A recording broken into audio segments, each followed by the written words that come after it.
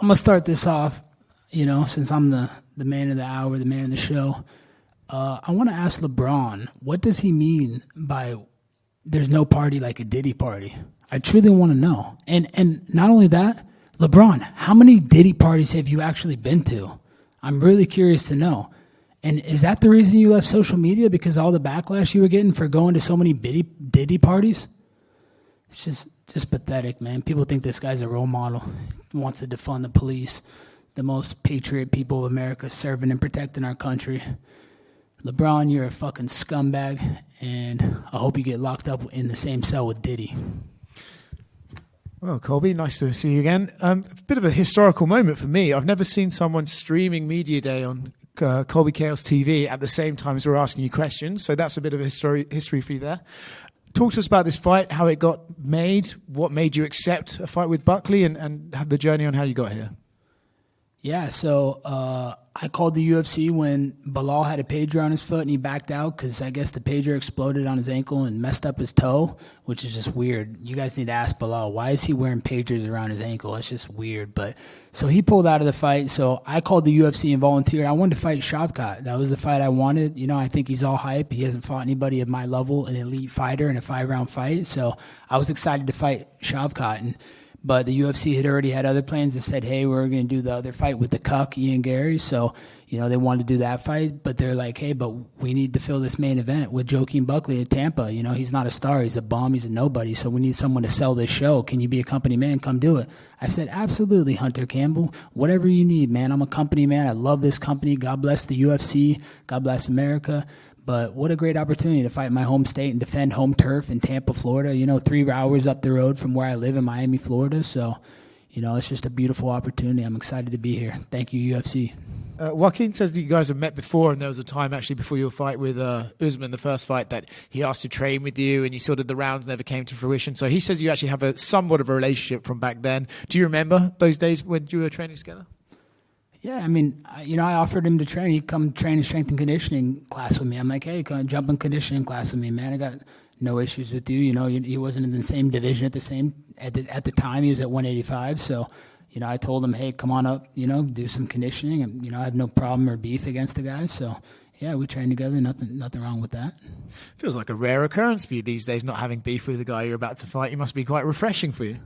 Yeah, he's a young up-and-coming hungry guy. He hasn't been on my radar. I never expected to cross paths with this guy. I expect to cross fights with the biggest and best names in the sport, the world champions, the big guys, not up-and-coming hungry guys like him, younger guys. So, it is refreshing. I have no ill will towards him, but Saturday night, I'm definitely going to have to take his win streak.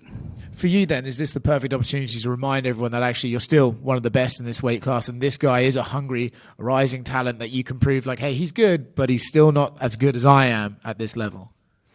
Yeah, absolutely. People have been trying to trash my name for too long when I fought the best fighters in the world for, 8-10 years straight. So this is my opportunity to come out, beat a young, hungry, up-and-coming comer that's on a long 5-fight win streak and, has a lot of hype behind his name and, explosive hands. So it's an opportunity to bring him to the deep waters in the main event spotlight and show the world that I'm still the best welterweight on planet Earth. You did mention them before. Ian and Shavkat did fight last week. I'd be curious to get your take on how they both performed. And, Ian wasn't very nice about you in the lead up to that fight, said you'd never fight him, etc. I wondered if you have any response for him as well. Yeah, he's a cuck. He sits in the corner while his wife gets dogged out by the nutritionist. Isn't that just weird? Like, I don't know why more people don't, talk about that. It's just disgusting that he brings the last name of your wife's ex-husband. It's just fucking strange. And, my thing is, hey, he does nothing for my career. What does he do for me? He's an absolute nobody who's beaten nobody. So I told him, hey, if you want this fight, just answer the 3 stipulations. Turn on your comments. Your wife wants to be so famous so bad. She's quoting Shakespeare, which is just weird in itself. And we know how much weird shit goes on in Shakespeare about fucking cousins, fucking family, all the weird shit they do. But, hey, you want to be famous, make a video begging for the fight. And then if you really think you're going to beat me, Ian, agree that if you lose the fight, Your wife has to be in my video for BC game, and we do an America's Pick of the Week for the people. He couldn't, he couldn't answer, and he couldn't meet the stipulations, so there's no reason for me to fight him. He's a bum. I mean, the fight's never been offered, but I can tell you one thing. I have the power to make fights happen. I can go to Hunter Campbell. I can go to Dana White and be like, hey, Dana, hey, Hunter, I want this fight. This is the fight I want. This is the fight that makes sense. This is what the people want. But he couldn't make those 3 stipulations happen, so I don't have time for him. He's irrelevant. He's a nothing. He does nothing for my career. Beating him will do nothing. So, here we are against Joaquin Buckley, and Saturday night's going to be explosive. You don't think at one point you'll fight Ian Garry? If he meets those stipulations, all he has to do is turn his comments on. Like, why is he so sensitive with the fans? All he has to do is have his wife make a video. She loves making videos. She's making videos to Sean Strickland, trying to quote Shakespeare like she's so smart and this and that. She loves to put herself in the limelight and act like she's a part of the business. So, and then if he's so confident, let's put a risk on the table. If you lose, she's got to do a video with me for my new sponsor, BC Game. Otherwise, I don't have time. It's just a waste of my time. He's a fucking cuck. I don't want to fucking go with a cuck. Who knows where his hands and his fucking whole body, what type of fluids are on him and shit. Like, that's just disgusting. And on the other side of that, what'd you think of Shavkat, like, as far as his performance? And now it looks like he's going to fight Bilal Muhammad. So what did you think of his performance, and what chances do you give him against Bilal? I didn't watch the fight. I was too busy, doing some other things, doing some streaming on my new Twitch for BC Game. Shout out to all my fans out there on Twitch that were live streaming, watching me right now. Got a lot of love for them.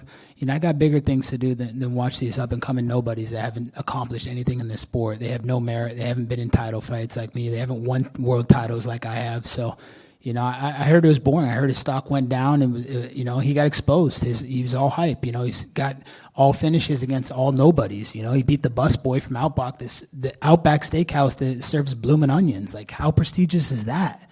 So, that's why I volunteered to fight him. I volunteered to fight him on 3 weeks' notice. I called Hunter. I wanted that fight, but instead, I got pushed into this fight. Not pushed into it. I'm happy to come and save the day for the company. I love this company. I'm a company man. Love the UFC. It's such an honor to fight here. And, this is the true excitement in my life when I get to come fight for the UFC. And what do you think is at stake in this fight against Buckley? He says that he's going to go out there and pull off a knockout of the year, finish you, and then leapfrog Shavkat. Do you feel like sort of the same thing is for you? Like, if you do something spectacular on Saturday, maybe we're talking about you in a title contention? Yeah, absolutely. My name's always in title contention. I'm the biggest name in the sport. There's no stars in this division. It's a bunch of bums, a bunch of fucking guys that have about as much charisma as the wet mop in the corner. So, I'm the superstar in this division. I call the shots. I am the champion. Everybody knows I'm the king of Miami. So I think after Saturday night when I convincingly beat Buckley, I'm next in line for the title. Buckley says that he thinks that you took this fight because it's the last fight on your contract, and it just kind of worked out that way. What's, I guess, your standing with the UFC as of now? Yeah, that's fake news. Before my last fight, I signed a new 5-6 fight contract.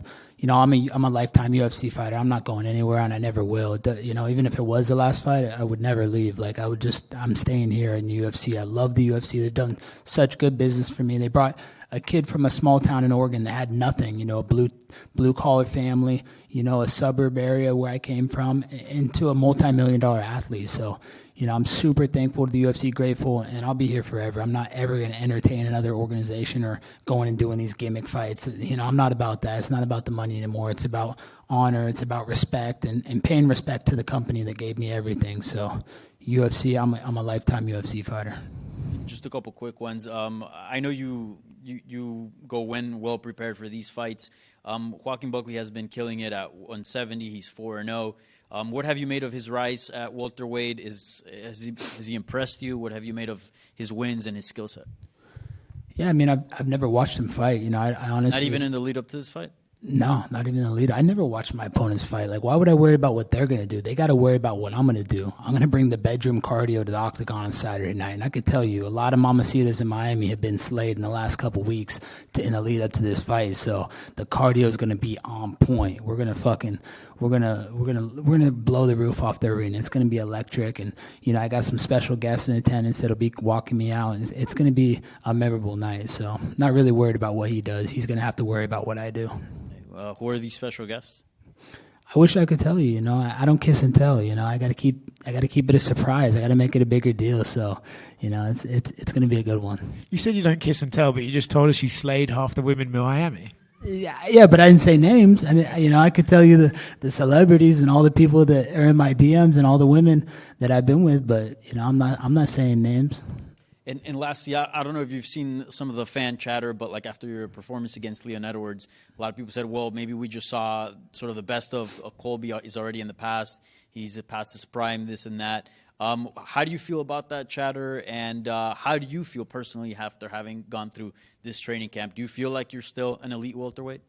Oh, I know I'm still an elite welterweight. People don't realize, if you go look at the media day from before that fight with Leon, you know, I tried to go do a training camp in Breckenridge, Colorado, because the altitude is like 9,000 square feet above sea level. I ended up getting HAP, which is high altitude pulmonary edema. It's altitude sickness. So I came into fight week on Monday with bad fucking altitude sickness. And people don't realize that. If you go look at the media day, I couldn't even talk. I had freaking phlegm coming down my throat, couldn't breathe. So already going into the fight, I was compromised. And then in the first 30 seconds, I throw a kick. I break my foot in 3 different places.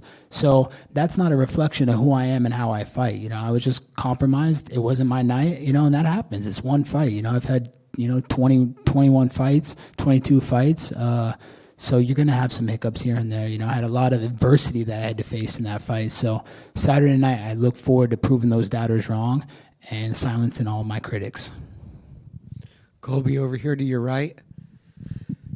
Saw a comment from you, sir, recently that said right now you're currently in the best mental place that you've ever been in. What was the process of getting to that place?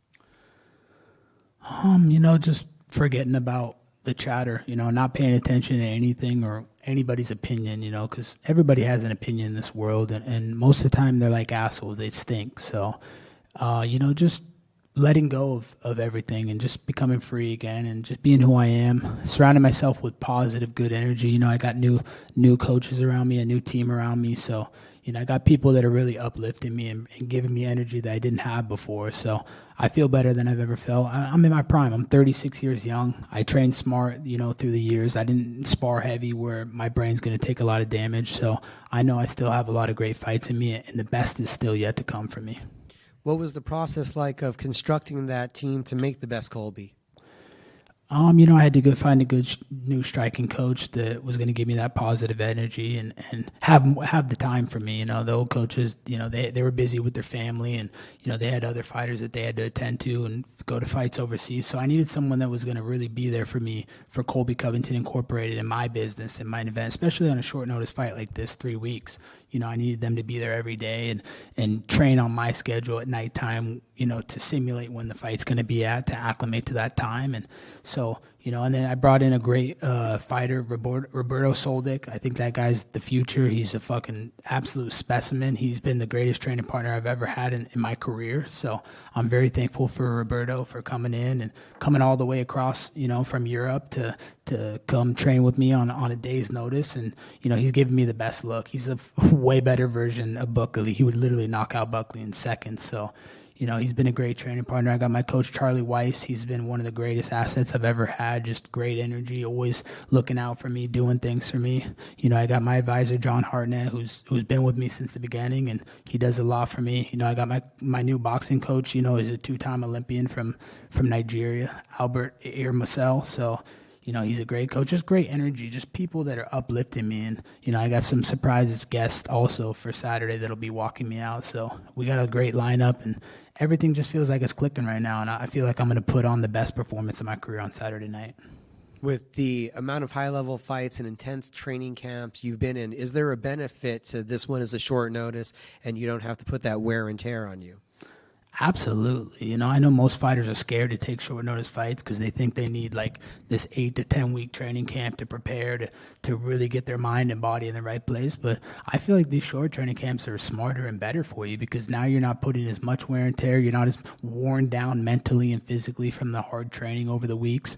So I feel good. I feel fresh. I feel rejuvenated. And I feel like this is the way for the future. I feel like guys should just stay ready all the time and take short notice fights because then you're not going to beat your body up from sparring and training for an 8-week, 10-week training camp. Thank you, sir. Thank you, buddy. Colby right here. Why do you, like, you talked about the sickness that you had before the last fight and obviously the injury in the first 30 seconds.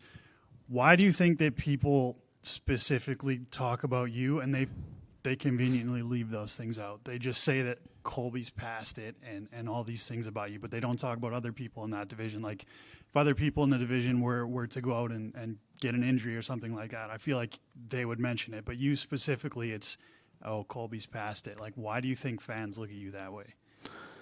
I mean, I'm just the easy guy to hate. I feel like when people, put hateful comments to me, either in the media or fans, it's just, that's like to get woke points. That's to get, extra points for them. So, we know all the MMA media hates, the greatest president of all time, Donald Trump, who literally saved America in our last election, who's going to put America first again and, American values. So God bless Donald Trump. He, another guy who's inspired me in this training camp to see his work ethic. He was like in 3 different states every day, like doesn't sleep, literally sleeps an hour or two. And just, he's serving the American people. He put his family, he put his business in jeopardy to put America first again and to put this country first again. So, super thankful to Donald Trump and the inspiration he's given me, and could care less about everybody's opinions. They love to beat me while I'm down or take shots at me, and it's all right. That's okay. Like I love criticism. I love people talking, but these same people talking are the same ones that can never walk a day in my shoes. They've never done anything. They have no accomplishments in life. They're literally sitting in their mom's basements eating Cheetos and trying to tell me, oh, he should have thrown that kick. He should have done this right in the fight. Okay, well, if I should have done it, why don't you come out here and do it if it's so easy? And then kind of going back to the beginning there, I'm not sure if they mentioned it or not. You said Joaquin Buckley's kind of a newer guy. You don't have too much to say about him. He was in here and he kind of told a story. He said he offered to help you train for a fight against Kamaru Usman. Was there any truth to that?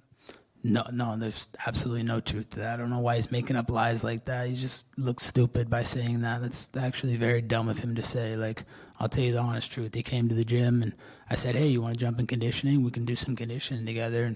And that was that. We never trained. We never did anything. So he wouldn't have been a look for Usman anyways. He's a southpaw, so it doesn't really make sense. I don't know why he would make up that lie. And then you were on Twitch and kind of talking about how there's still no love for Kamaru Usman. You called him a cheater. You called him a coward. Is there ever going to be a trilogy fight somewhere down the line?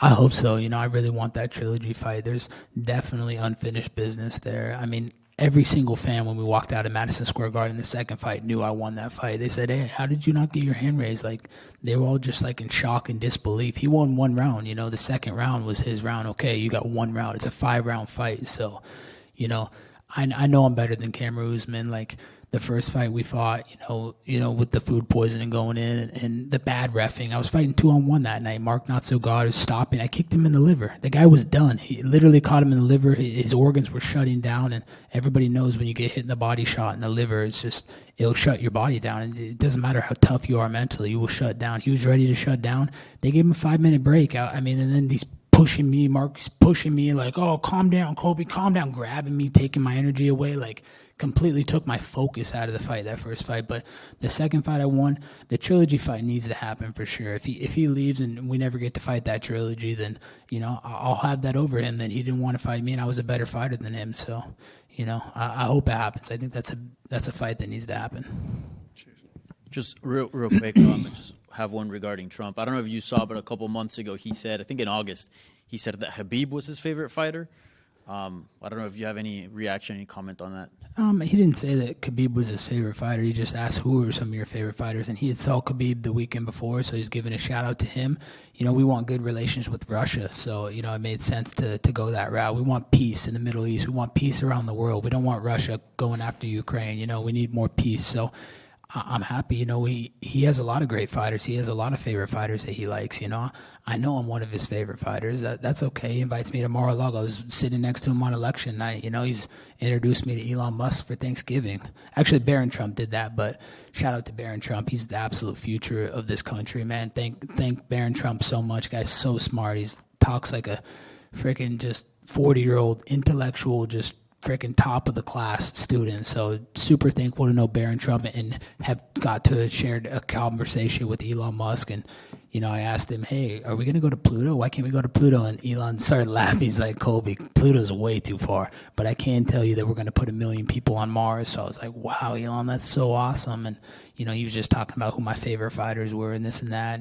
And you know, it was a great Thanksgiving trip with Donald Trump and the family at Mar-a-Lago. So, you know, shout out to Donald Trump. He's literally put America first, everything on the line for America first policies. And, you know, he's peace through strength. You know, he's literally, you see the way he treats these world leaders. They respect him. They bow down to him. They know when he walks through the room, he's the man, and America needs to be feared.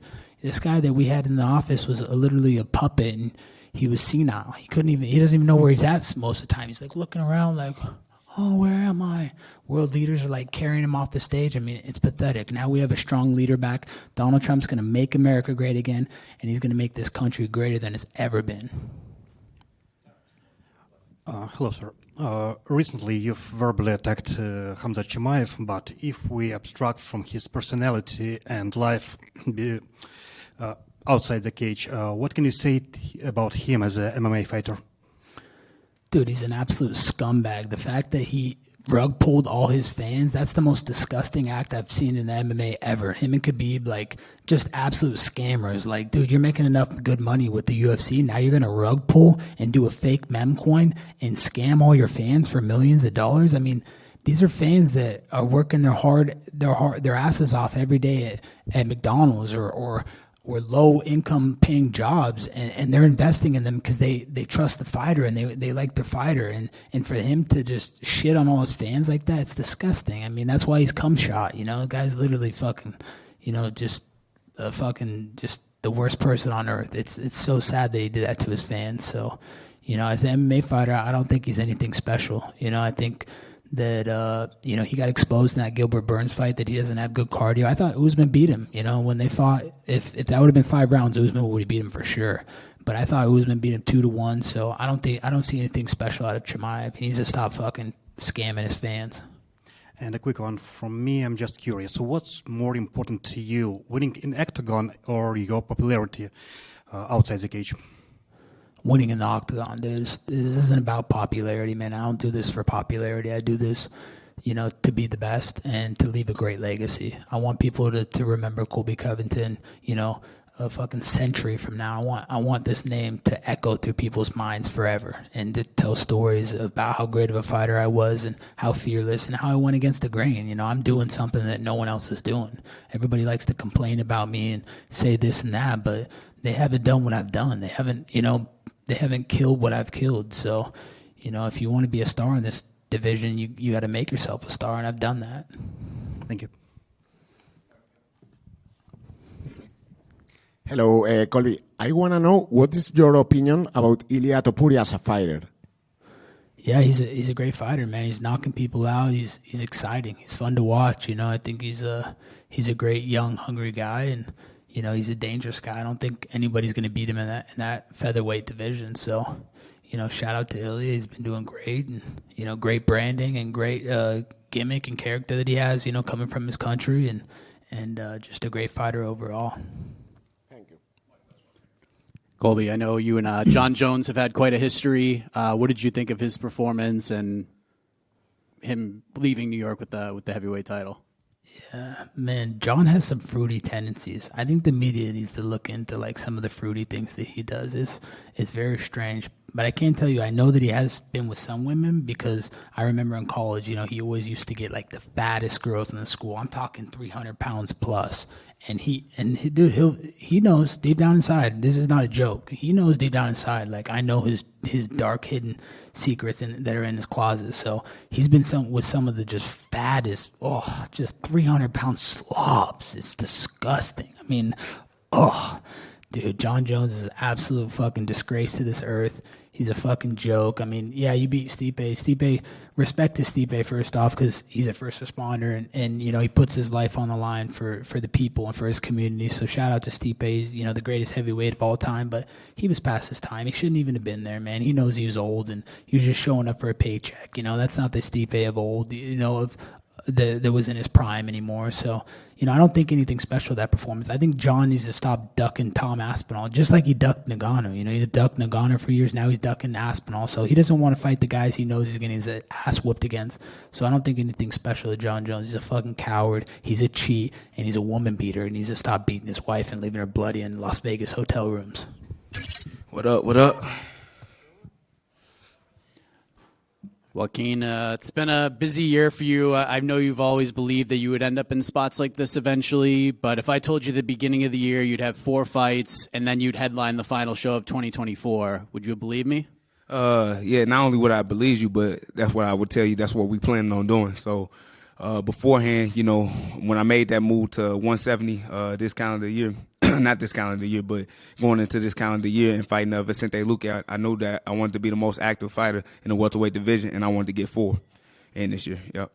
You've been able to show that this sport, and even sort of like the perception of athletes in MMA, it can change so quickly because you have that big win, and then you called out Conor McGregor, and people didn't really love that.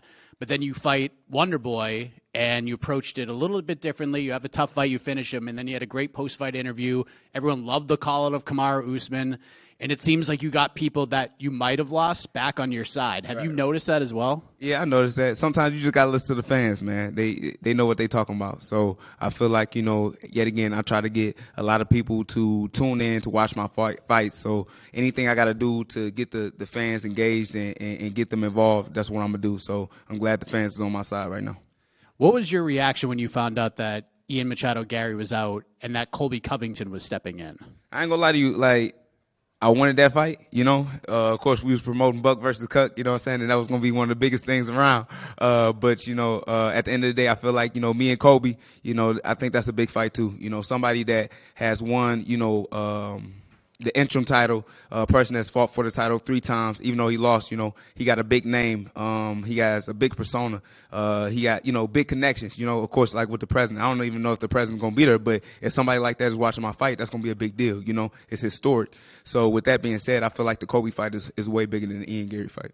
I saw a clip on social media earlier today of Colby saying he didn't even know who you were and that you were irrelevant and that you beat a couple of times. Why you lying, Colby? Why you lying? So that's the funniest thing. We'd already met each other before, and this would be our, I think, 3rd time meeting each other again if we get to face off. But, I didn't already met this guy, and I feel like the dude that he portrays is obviously a character, and everybody knows it. You know what I mean? Like, it's not a secret. Like, everybody knows, like, he's trying to do, like, the WWE persona, and I feel like it got him very far and got him exactly where he needs to be. But now it's kind of, it's getting old, and it has no value anymore. So I feel like right now is a great opportunity to kind of use this fight to kind of push my name and push my brand. And then last thing for me, a win on Saturday puts you in a pretty interesting spot because we just saw Ian fight Shavkat, and it was a close competitive fight. But but it was boring though, Not a fan of it. Yeah, not at all. Because yet again, you got 2 undefeated guys. You got one that's a finisher and one that's a sniper. And I was expecting one of these guys to go out there and give it they all and kind of really, not just remain undefeated, but take somebody's oath for real, and that's why, a good finish. And especially when you got that title on the line and you know that you could be next or, you are going to be next to fight for that title. Like, you got to go out there and perform like that, and neither one of them did. Yep. Joaquin, do you think this almost worked out for the best, right? Because let's say you fought Ian and then you beat him. There's a chance you never get to fight the guys like Colby Covington who have sort of been at the top but maybe not there anymore, right? But now is the perfect opportunity for you to beat someone with a name, take that name and go on forward with it. Do you think this is like the sort of worked out better for you in a way? Yet again, like when I answered before, I think Colby Covington is a bigger fight than Ian Garry, yeah. How do you rate his skills, though? Obviously, personality and name-wise, we know he's a big deal. But his last fight against Leon, a lot of people weren't sort of impressed with his outing that night. What do you think of his skills, and where is he at currently in his own career? Right. Well, that's up to him. We can all judge off the last performance. He wasn't that good. I feel like the best performance that I've seen from Colby Covington was against either RDA or Jorge Masvidal. Like, that was one of his prime conditions where he was just pushing the pace and just showing his dominant style. But yet again, he said he took another year off to kind of get back to that person that he was. So I'm expecting the best version of Colby, but I feel like even the best version is no match for me. You talked about how you've met him before, and you sort of come up watching Colby and doing his shtick and everything like that. So in a way, is it almost like because you know the shtick and everything, there's nothing he can really say that can rattle you, right? He said what he said to Leon, which obviously got Leon fucking pissed off. But is there anything he can really say that can get under your skin because you know what you're dealing with here? I mean, I'm not saying it's nothing that he can say. If he do his homework, like, he can bring up some things, right? But at the end of the day, I have met this person, like, in person, and he's not that same dude. So with that being said, it's just all noise. But the one thing that I know that is real is that, no matter what he talks about, he gotta live by that in the cage. So let's see if you're gonna stand on that once the cage doors close and we get to do what we do. And what have you made of the Colby Covington persona? Like, he's, Ian Garry, like, doesn't like him at all, but, like, some people find him funny. Like, what do you make of him? I mean, he doing whatever he needs to do in order to promote himself. But I feel like, yet again, you still got to be authentic with it. It's just like Conor McGregor. You see him and you see how, he pushes his brand and how he acts. But, that's still him. That's still Conor McGregor. It's just you turn up the volume for certain things. Alex Pereira, the authentic person that he is. And he don't even speak English, But people still love just the realness about him. So it's just like, just be yourself, and be able to turn up the volume on that. A lot of people, most fans only know him from what they see on camera, but you've said you've met him, off camera and have had different experiences with him. How is he off camera? A regular dude, bro. Like, that's the funniest thing. So when I trained out in Miami with MMA Masters, this was right before he had to fight with Kamaru Usman, But before I met him, I knew that he trained down there. I didn't know what to expect, Because, yet again, I only known him from all the stuff that he does on camera. But when I seen him, just a chill dude, just like, what's up, man? I'm like, how you doing, bro? And, just a basic guy. And, eventually I was like, hey, man, I can help you out with this Kamaru Usman fight. We should probably get some rounds in, get some training in. Oh, man, I would love that, man. That'd be cool. And the funny thing about it, it just never happened, Because he just didn't want to work. And the thing about Colby Covington, like, he kind of runs his own career, And he likes to work comfortable. And the thing about me is like, even though I kind of do the same thing, I don't like working comfortable. Like, I like working with new guys. I like working with guys that are hungry, and I like putting myself in a position where it's going to make me better. And that's why I feel like he lost those big fights. It's because he was always training comfortable, and he wanted to train with, guys that was going to push him. And with that being said, it's funny how he was scared to just train with me, and now he's stepping in the cage with me. Yeah. And I feel like, for real, like, Colby's been quiet, and he hasn't been saying anything because he know the truth. Like, I think he's really nervous to step in that cage with me later on. Yeah. And I wanted to ask you, Colby, didn't look so great in his last fight. A lot of people are saying, oh, he's probably past his prime. What do you think? Yet again, that all depends on the person. Even if he was in his prime, I feel like it's just like, it's no match for me. Like, even if he's in the best shape of his life and, he goes out there and be the best Colby, I feel like the type of style that I bring is just he going to be running into a brick wall. Yeah.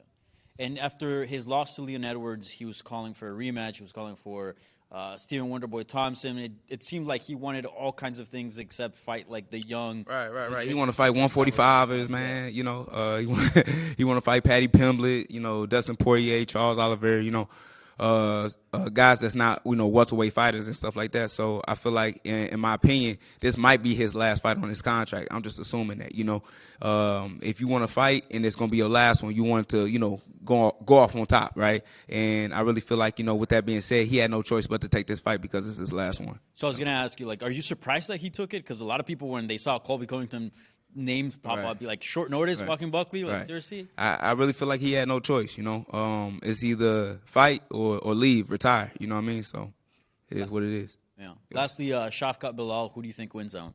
I'm going with Bilal on this one. And funny enough, not only am I going with Bilal, I think Bilal could get a finish in this one, via submission. Joaquin, I just want to go back to kind of one of the original questions. What were you specifically not impressed with Ian Garry in the Shavkat fight? Yet again, they didn't let it go. Like these are the type of guys that have the ability to finish one another, and they pretty much chose not to, right? you see Ian Garry, damn near trapping himself in I think he had like a body triangle on Shavkat. You can't do anything in that position. You got to, buckle. You got to move to a hip. You got to get to your feet and get the fight where it belongs. With Shavkat, you know that he's a finisher, right? But it looks like he was trying to grapple the whole time and just clinch up against the cage. So neither one of the guys kind of let it go. And I feel like, it kind of disappointed the fans because they really wanted to see something special that night. And then going back to like the fans' opinion of fighters, like how much do you really have to take that into account, right? Because you saw kind of two things that night. Like people kind of switched on Brian Battle. He went out in France, he had that thing on the microphone. Everybody loved him, and then he missed weight, and he arguably gets a split decision against Randy Brown. Everybody doesn't like Brian Battle right now. And then with Ian Garry, the fans were like, right, it switched up. Yeah, it switched up on. I mean, for real, you shouldn't worry about the switch up. But with Brian Battles, it's kind of stupid because I think people could have still been on this side. I don't know why you flicking off. In Vegas, you did miss weight. Like as a professional, and this ain't the first time you missed weight either, right? I remember back in the day that we was gonna try to set something up for Boston, and I told him one thing I need you to do is just make the weight, because at the end of the day, that's what it takes, in order to step into the cage with somebody that also put that same work ethic in with you. Y'all both made the same sacrifices, so y'all both get to get the reward where we get to fight one another. I feel like you shouldn't be able to step in that cage if you're not able to make weight. But with that being said, it's just like, bro, take your L with the fans, just because they booed you and stuff like that. And plus, it wasn't like a crazy performance from Battles anyway, that was the first time I seen my man turn into a wrestler. So it's just like, at the end of the day, it's just like, listen to the fans, and when you listen to the fans, bro, they'll turn around and, yeah, they got your back. And then you got a chance to tie a buddy of yours, Charles Johnson with 4 wins. Yeah, exactly, man. Did you see Pantoja in the post-fight? They brought up Charles Johnson, and he kind of went, who? I don't know if he. Oh no, I missed that. I missed that. So they asked him about Charles Johnson, and he said, "Who?" I don't know if he was pretending to not know him. Right. But yeah, I don't know that. But at the end of the day, I feel like the UFC already tried to find somebody outside the organization. So now it's time to find somebody that's in the organization. And obviously, they had a couple people, that failed, that could have fought Pantoja, but ended up losing to, two big names, like Torsuro and. What's the name? Amir Abazi. They both had their opportunities, but they both lost. So I feel like now you got to go searching within the rankings and just pull up a guy and give him a shot. And Charles Johnson should be that guy. Cheers, bro. Just a quick one here. This is obviously a big fight in the division. So we know that Shavkat's next for Bilal, but do you feel like you went here and your next fight is the one? Man, I feel like I'm leapfrogging over Shavkat. Really? Yeah. And I feel like he injury prone too. Like I feel like he always getting injured. Something always wrong with him. So he might not even show up to the fight, and it might just be me and Bilal next year. Okay. But yet again, the performance got to speak first. Yet again, I can't just go out there and just get my hand raised by a split decision. Then I don't want it. But if I go out there and do what I know I can do, get a good knockout of the year, yeah, bro, I'm taking my belt. Yeah, so what does that look like? Like putting him away, devastating fashion, and getting on the mic? That's all I know. Yep. And then plus getting on that mic, man, and talking my shit. Yep. Nice. Good luck. Thank you. Appreciate y'all.